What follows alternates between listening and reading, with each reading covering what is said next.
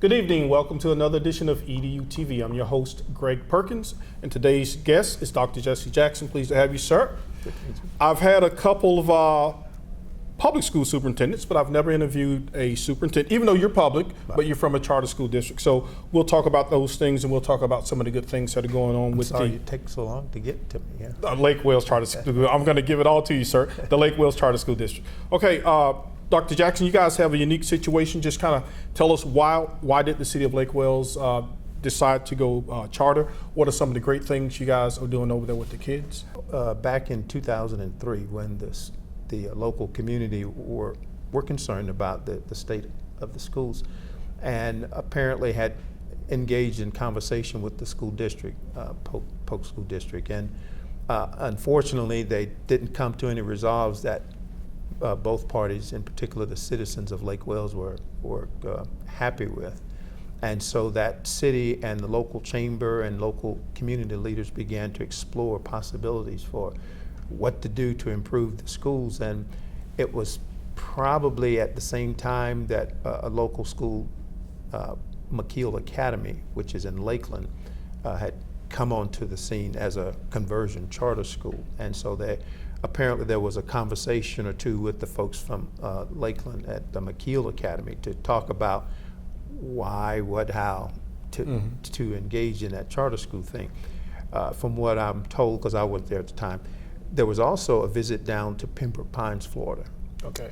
And Pembroke Pines is a community in South Florida, Broward County, that established a number of startup charter schools. And so the citizens of Lake Wales traveled to Pembroke Pines and talked with the people there just about the notion of a charter school, because they didn't really know and understand what that was all about. Well, after that conversation, then they decided to at least consider that. And they did a local study, had raised some money, I want to say about $1 million locally to engage in this study. The city of Lake Wales? The city of Lake Wales.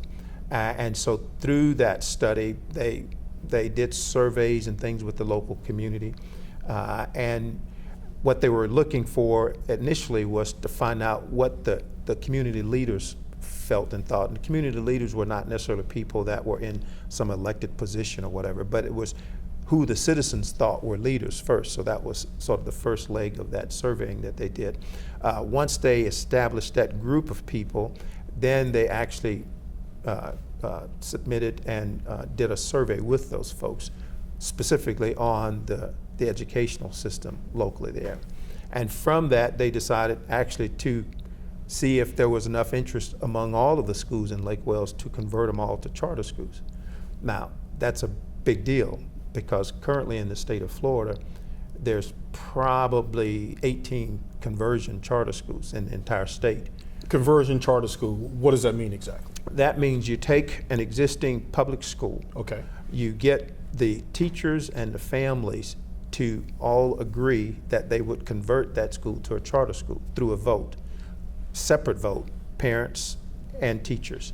And so in Lake Wales, they were able to convince 5 family groups, 5 faculty groups from 5 independent schools to agree to convert the school to charter school. Because they weren't satisfied with that current performance. And those 5 schools included 1 high school that was fairly large, and 4 elementary schools. Now, the problem was 2 schools opted not to convert, 1 middle school and 1 elementary school. And so you had, with the conversion of the Lake Wales 4 elementary and 1 high school, you had 5 schools. Of the 7 schools converted, but you didn't have a middle school. So you had kids going from kindergarten to 5th grade, then they would have to leave the Lake Wales schools and go to a traditional public school or homeschool or virtual school or something else. And so when I came on board as the superintendent of Lake Wales in 2008, we established our first middle school. It's part of the system, but that first middle school, unfortunately, was a startup middle school, because the local school, middle school, did not convert to charter schools.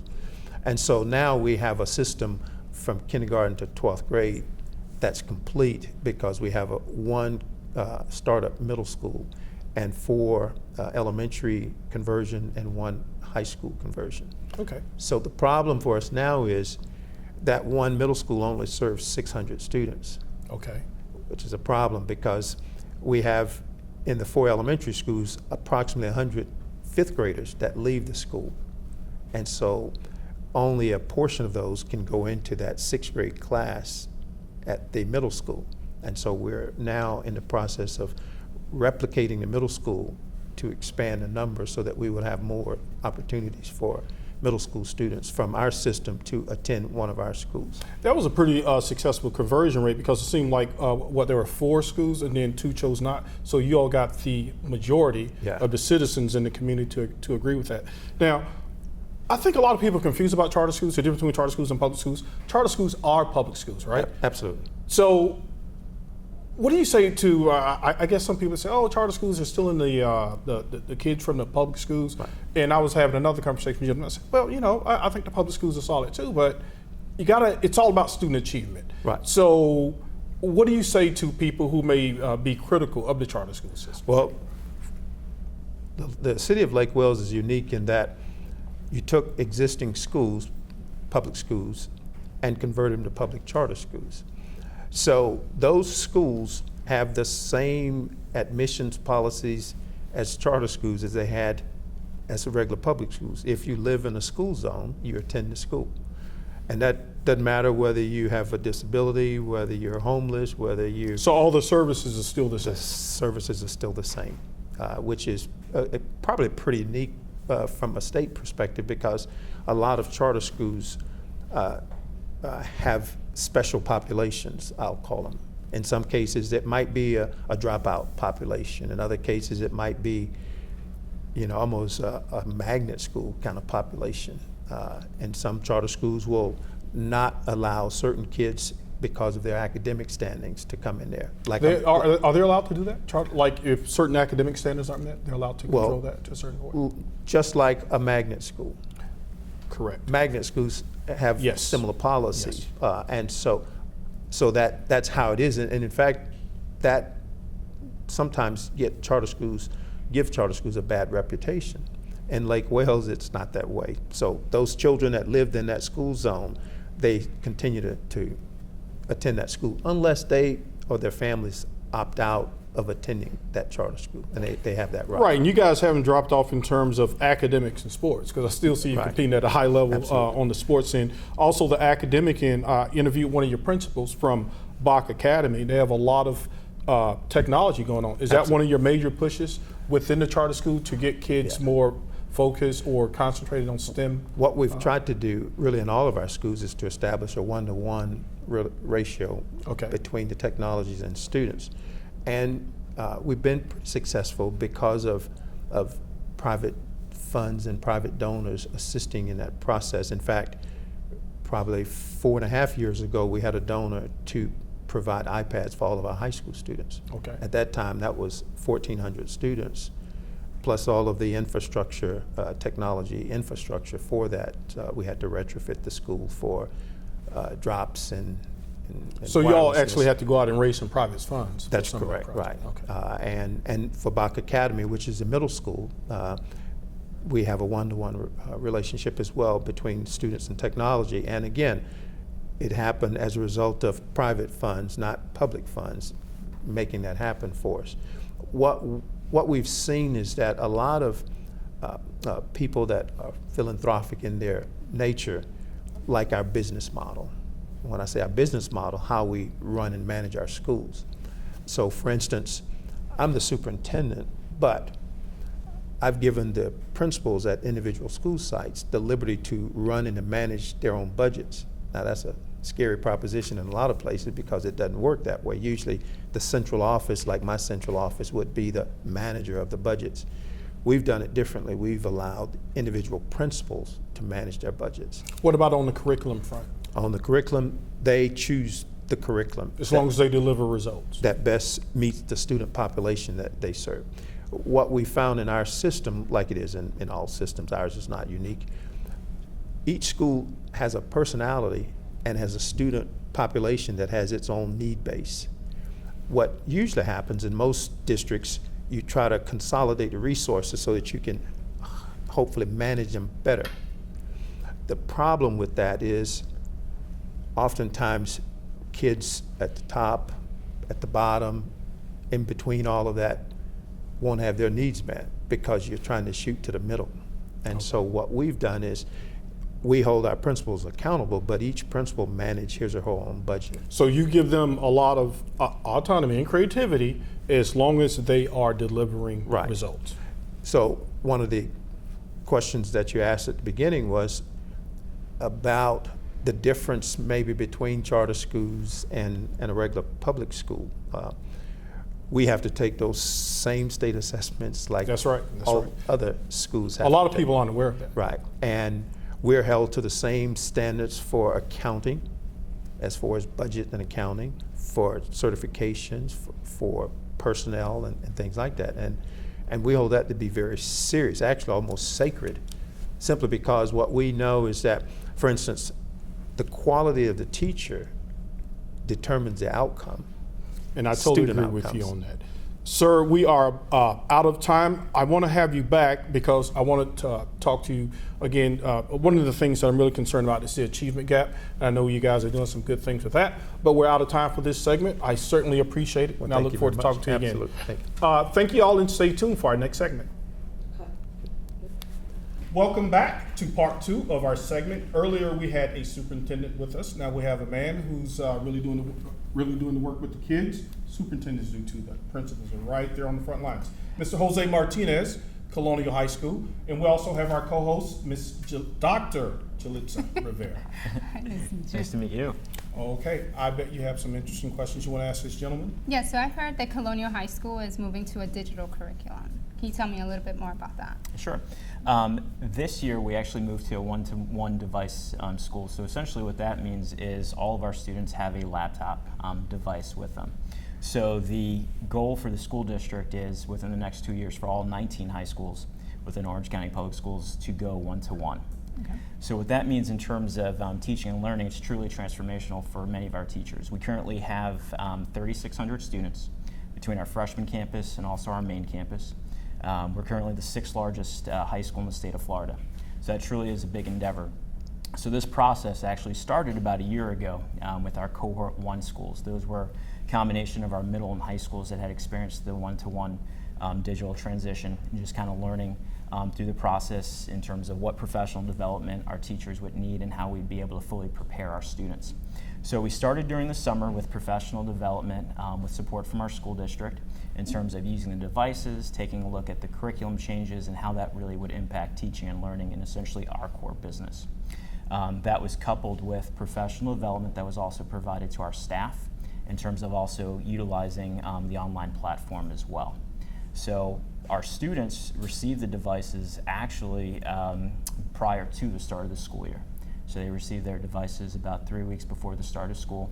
So that way they had the opportunity just to interact with the devices and see really just to kind of get a feel for it, just for getting ready for that first day of school. The push to digital curriculum, is that more so the kids don't have to learn around 10 books now, or does it really impact student learning? Because some people out there, they're like old school, oh, the kids still gotta learn how to read and write. So an iPad, if he can't read and write a book, he's not gonna be able to read and write an iPad. So was that more so to help the kids out with the book load, or does it actually help improve learning? Really, it's used as a tool to enhance instruction. And that's what I've constantly been preaching and communicating to my staff is this is just going to be another tool in our tool belt to really push our students forward so that they can show proficiency with those standards and really start having an impact on their education in terms of student achievement.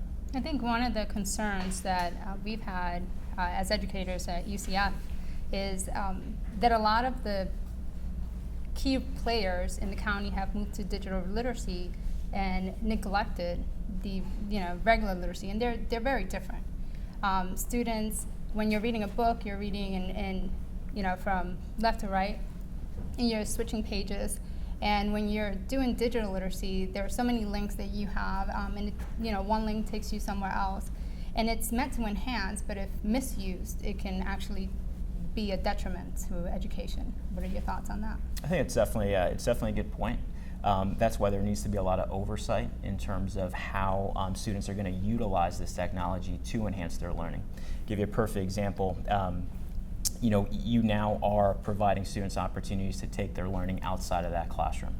Whether you're doing virtual tours, this evening on my campus I have a college night where a lot of the students are like visiting colleges, finding information about financial aid, finding information about admissions, but then they could take that a step forward by now accessing those virtual tours on those particular college and university sites. Really, it's really using the technology to promote college and career readiness, but also showing the students how to utilize that technology, but also giving the support to our teachers to then assist our students. And that's the key part right there. Now, earlier when I was speaking with Dr. Jackson, I asked him about the model that he uses with his principals, your principal, in terms of, do you feel that you have a lot of autonomy to improve student achievement, or is it more centralized in all the schools on the same time? I ask this question simply because of this. There are a lot of demands on teacher time. They have to teach, and then they have to input this data, and they say, oh, this is a lot of work. But I know you're doing it for accountability purposes, because you have to let the data drive the instruction. So how do you keep your teachers from being frustrated and overwhelmed with implementing digital curriculum, as well as keeping up with the data? Well, it's pretty much the truth. There is a lot on teachers' plates. So it's really important that as the leader of the school, that I'm making sure that we provide support to our teachers and recognizing those demands that are currently being placed on them. We say that data is utilized to drive instruction. So one of the things that I've made it a point this school year on is to essentially try to have ways for my teachers to plan collaboratively, to plan efficiently, to plan effectively, where it's structured to the point that they are working together as PLCs, as departments within their content areas, working on the same goal. And that essentially is taking a look at their lesson plans. How are we going to utilize that data to drive instruction, to take a look at our progress monitoring systems, but to do it collaboratively so that way it's not as much work on their plates. Because we all know, working as a team, you're going to be able to tackle a lot more than just working as one or working in a silo. So that's something where we firmly believe that. I've made it a point to also celebrate success, and at the same time too, sometimes it's good to also take a step back and say, reassess situations, see how we're doing, what's working, but also get feedback from the teachers. That's important because they're the ones that are on the front lines to make sure that they're working hard to doing what's best for our kids. You know, it would be nice, and I know the school system, they don't have it, right? Because inputting data is a non-teaching task, correct?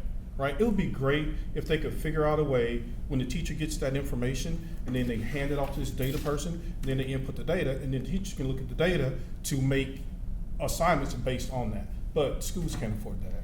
Well, we actually have a educational data warehouse. So essentially, once students take an assessment, whether it be a 5-question, we call them mini assessments, or a unit test, that's automatically scanned, and instantly teachers can then Who has get to the scan? results. Teachers still have to scan it, though, right? Well, the best part about it is if you work with an amazing principal, you make sure that you have a coaching staff to make sure that they're there for the teachers to scan that. So, but it definitely is very progressive, and we're really fortunate to be part of a great school district, and that's really progressive for our kids. Dr. Rivera? I just wanted to, I know it's dear to my heart, ESOL students. My degree is in ESOL, so I wanted to know what kind of support do you provide for those ESOL students? I know that Liberty is one of your feeder schools, and Liberty has seen a surplus of students that come in from different countries, especially Puerto Rico, and they've had a period of time where they haven't been to school. And so the dynamics that those kids bring in are very different than the dynamics that an ESOL student that's been living here brings to the school. So how do you support those type of ESOL students? Well, it's important, you mentioned Liberty Middle School, and it's important that when you're taking a look at your middle schools and also your high schools that you are vertically aligned, that everyone essentially knows the type of students that you're serving, and also recognizing the trends that are taking place. We've seen an increase in ELL learners just dramatically from the start of the school year. So one of the things that we're making it a point to really focus on is to see what does that instruction in our classrooms look like? Providing differentiation for our students. We've got beginning ELL students, we have intermediate ELL students, and we also have advanced ELL students. But also recognizing that although we got to help them catch up on these deficits, they're also going to be exposed to exams that are going to be at their grade level. Mm-hmm. So the question is, how do you essentially catch them up, but then also prepare them to tackle those grade level exams? The differentiation is key, but also making sure that you're also providing the support to their parents as well.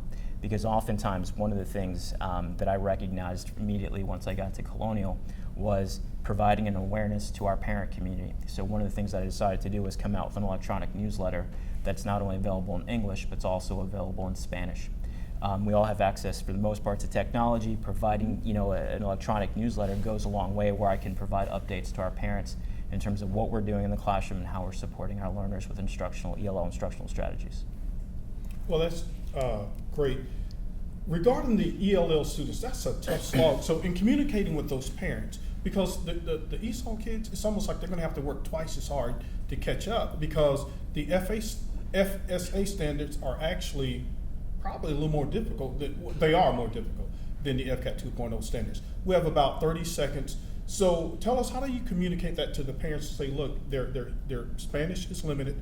They're going to have to work extra hard to catch up so they can show good test results? Well, it all comes down to making sure that the parents are aware of what our core business is, that we're going to do absolutely whatever it takes to support our students, our ELL population, but also to support our parents. Oftentimes you have students coming from different countries. The school system is completely brand new to them. The city of Orlando is completely brand new to them. And it's really recognizing what their needs are and being able to provide an awareness and services for them.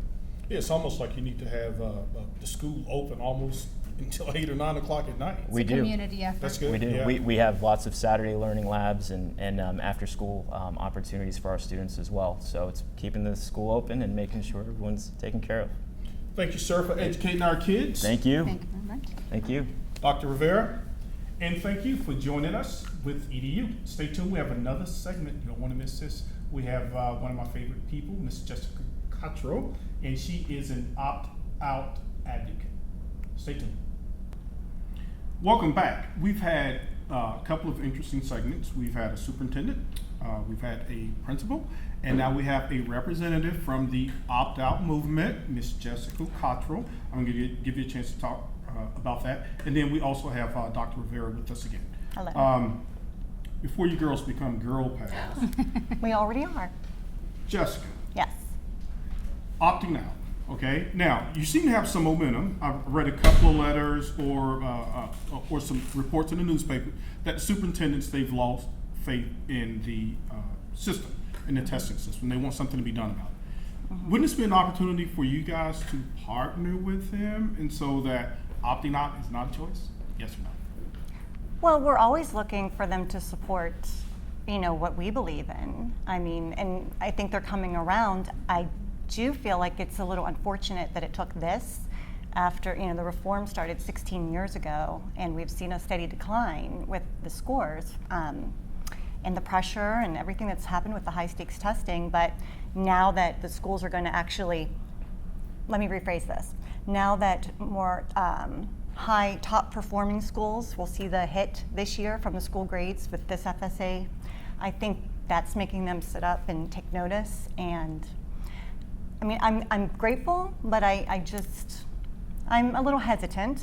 I want to make sure that they are going to really tackle the problem and not just. So do you see a day, though, seriously, when you guys can sit down at the table? Because I know the PTSA, the Superintendent Association, and Teachers Union, they're kind of combining forces, and they're asking the politicians to be more accountable for them. So do you see a day when maybe you guys I would can love work that. together? I would, of course, we would love that. But not to take opt-out off the table.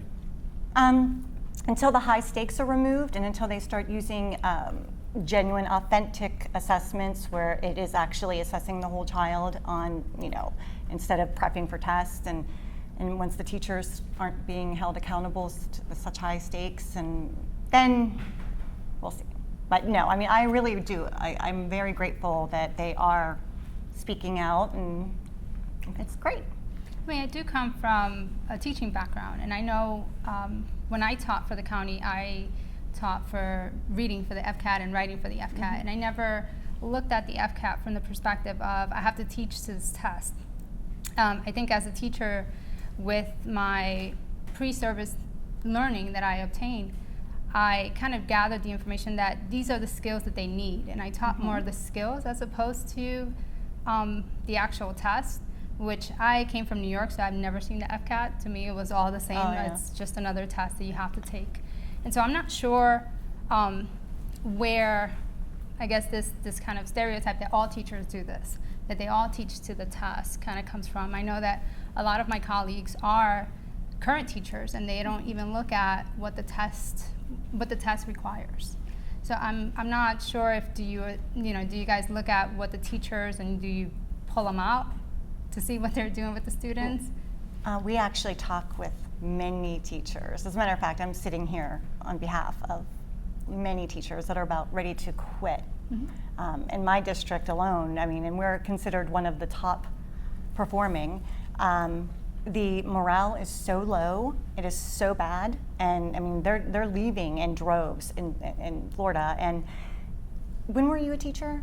2004 to 2007. Okay, the climate has changed a lot since you've been in the system teaching, and now I can only speak for Seminole County, but these teachers are no longer able to create their lesson plans, and their PLC time is spent I've heard that data. term 2 times. What is PLC? They should be getting together. What is the professional learning Community. Yes. Okay. So typically they would be together, doing some teamwork, collaborating. Well, a lot of this time now is being taken up with data meetings, and it's not formative. I mean, the data that they're receiving, they're actually getting information from the district saying, this is what you're going to teach, this lesson, this is the test, this is, I mean, So are you saying the creativity has been removed from the teacher's oh, it classroom? sure has. It really has a lot. I mean, and I know from just since when my children were in kindergarten, in a matter of like 5 years, just a huge difference. And I mean, the teachers have to rise up to the occasion, and they're taking so much from them. I don't think it's changed that much, because I remember getting the same data, and I was in PLC meetings even before they called them PLC meetings. I thought that was just the way that we did it, and I think the conversation, maybe it's because it wasn't labeled, the conversation that we had was a lot more fruitful. It probably was. Than what it sounds like it is now. I mean, I do professional development at the county level, and I know that the teachers are frustrated with the current way things are going. But sound like they may be frustrated on 2 different levels, from a county level and a teacher level. Are you saying it's frustrated because there are too many non-teacher tasks that they have to do? Because there are a lot of things that they're required to do now that's not necessarily focusing on the students themselves. Yes. It's a lot of data that they have to look, and a lot of things that they have to do that's not necessarily allowing them to tackle those tasks with the kids.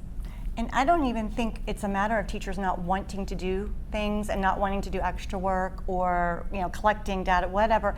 It's just the manner in which it's being done and what is expected of them versus what here's the thing. All of these things you hear from the superintendents, and they're coming from up here.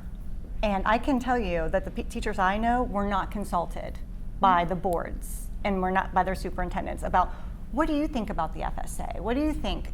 Can you help us? But isn't that coming from the politicians? Isn't that more responsibility of the community to take that message to the politician to say, hey guys, stop handing us all of this stuff and allow us to teach? Now, we do believe in some assessment, right? Right. So right. isn't that argument or particular point of view, wouldn't that be not better, sir, but shouldn't that be more pointed at the politicians who are making the legislation? You tell me though, because our teachers are not allowed to speak anymore. Like we are, so But it's us. your group can speak to Yeah, them. oh, and we're fighting tooth and nail with that. I mean, if you looked at our sites at the Florida Opt-out Network, if you checked out, I mean, we're constantly working on that. I mean, we're writing letters, calling, rallying, Because I protesting. think the superintendents and other educators are a little frustrated too. They Like are. they do believe in some assessment, but my goodness, all of this time on testing instead of teaching the kid. All right, so you can say what the teachers can't say. Is that what you're saying? Of course. Okay. Yes. I think as a teacher, one of the things that I did, I would collect data, and I went to bat for a couple of students who could not perform at the FCAT level, and I had enough data to support that, yes, this student should be promoted, but I did that on my own recognizance. Like, it's not something that was encouraged or forced by the county. It just kind of felt like I know what the student can do, and they're just a poor test taker like I was when I was growing up. Yeah, but with that being said, I wish I could give you a chance to respond, but I just been told that we don't have any more time left. Thanks, guys. I'll have these ladies back and we'll finish this conversation. And thank you for joining EduTV tonight.